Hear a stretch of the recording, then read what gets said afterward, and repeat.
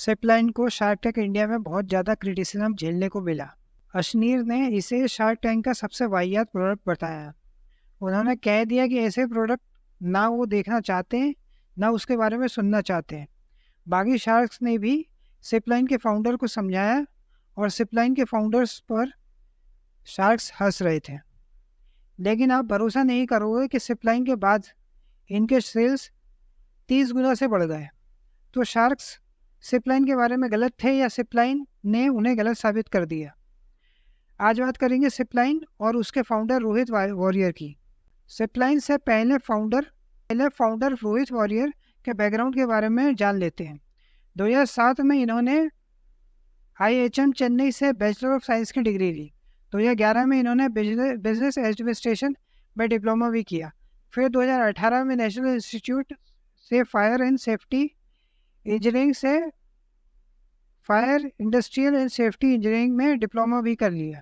उन्होंने 2 साल बोस कॉरपोरेशन में डेमोन्स्ट्रेशन स्पेशलिस्ट का काम भी किया। 1.5 साल इन्होंने advance audio solutions private limited में डिप्यूटी सेल्स मैनेजर का रूप में भी काम किया। अगर आप इनके प्रोफेशनल डिग्री को देखोगे तो कई आपने सुने भी नहीं होंगी। रोहित एक सीरियल एंटरप्रेन्योर है, यानी सिपलाइन इनका पहला स्टार्टअप नहीं है। उनकी पहली कंपनी थी वॉरियर इलेक्ट्रॉनिक्स, वॉरियर सिकुरा, वॉरियर एडेसिव जैसे वेंचर्स इन्होंने शुरू किए। कमर्शियल किचन को टारगेट किया और एडेसिव्स में स्टिकर बनाते हैं। इन्हें कई सारे वेंचर्स इनके बैकग्राउंड से रिलेटेड है। सिपलाइन, जिसे ग्लास का मास्क भी का नाम दिया गया है शार्क टैंक में, ये इनका लेटेस्ट वेंचर है। हालांकि उन्होंने कई साल बिजनेस चलाए हैं। शार्क टैंक इंडिया में उनकी ज़िंदगी का पहला पिच था, भाई क्या कर रहा है तो। इसी लाइन के साथ अशनीर ग्रोवर ने सिपलाइन पर क्रिटिसिज्म किया था। पिच खत्म होते ही अशनीर और अमन आउट हो गए। फिर एक के बाद एक सारे शार्क्स आउट हो गए।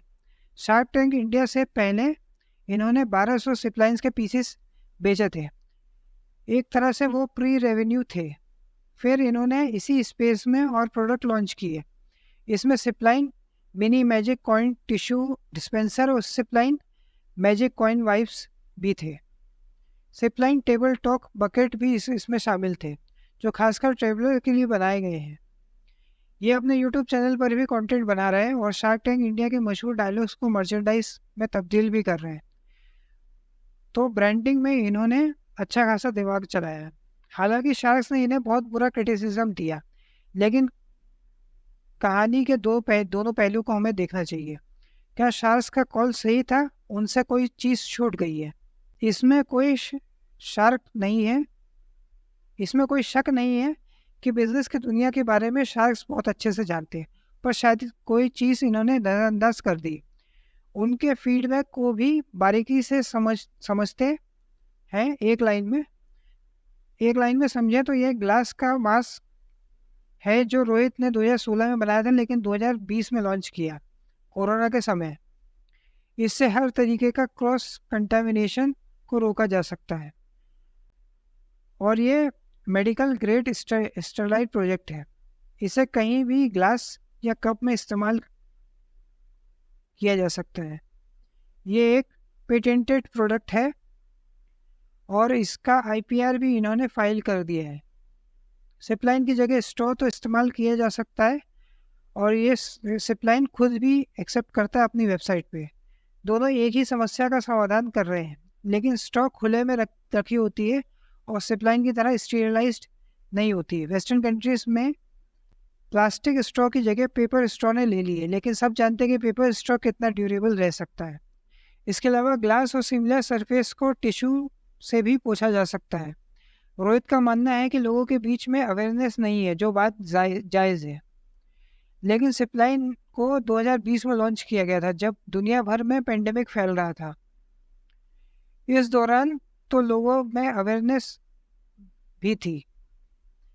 अगर इतना शानदार प्रोडक्ट होता तो कोरोना में इनकी सेल्स मल्टीप्लाई होती। अगर ये ओरल हाइजीन और क्रॉस कंटामिनेशन की प्रॉब्लम का सॉल्यूशन होता तो 2022 में इसे वायरल हो जाना चाहिए था।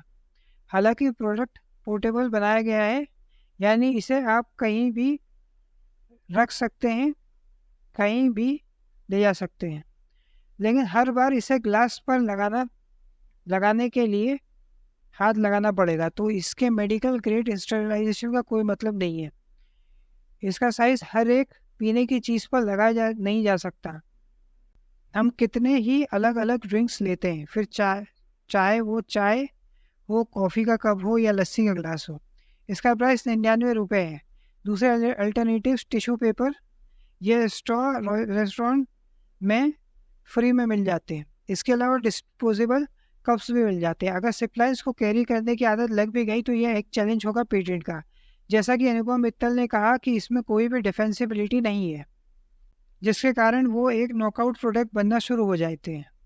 प्रोडक्ट से लेकर पैकेजिंग तक सब कुछ सेम होगा, सिर्फ नाम दूसरी कंपनी का होगा। चाइना में इन नॉकआउट प्रोडक्ट्स की मैन्युफैक्चरिंग होती है। इतने हार्श क्रिटिसिज्म के बाद भी रोहित ने हार नहीं मानी, और इनके एजुकेशन बैकग्राउंड को देखकर नहीं लगता कि ये हार मानने वाले हैं। इन्होंने अपने शार्क टैंक इंडिया के एक्सपीरियंस के बारे में लिखा और कहा कि जब शूट ख़त्म हुआ तो ये घर जाके खूब रोए। वो आज भी सिपलाइन पर लगे हुए हैं, लेकिन इस प्रोडक्ट पर बहुत ज़्यादा काम करने की ज़रूरत है। इन्होंने 30 होटल्स का सर्वे भी करवाया है, ग्लास में यूज़ करने का रिपोर्ट भी बनाया है। आपको क्या लगता है, इस प्रोडक्ट की आदत लग पाएगी? आप इस बारे में क्या सोचते हैं, कमेंट करके बताइए। उम्मीद है इस वीडियो ने आपकी लाइफ में कुछ वैल्यू एड की होगी। अगर ये वीडियो आपको पसंद आया तो इस वीडियो को लाइक करें, शेयर करें और नंबर 1 केस स्टडी चैनल को सब्सक्राइब करें। लेटेस्ट नोटिफिकेशन के लिए बेल आइकन को दबाना ना भूलें। धन्यवाद।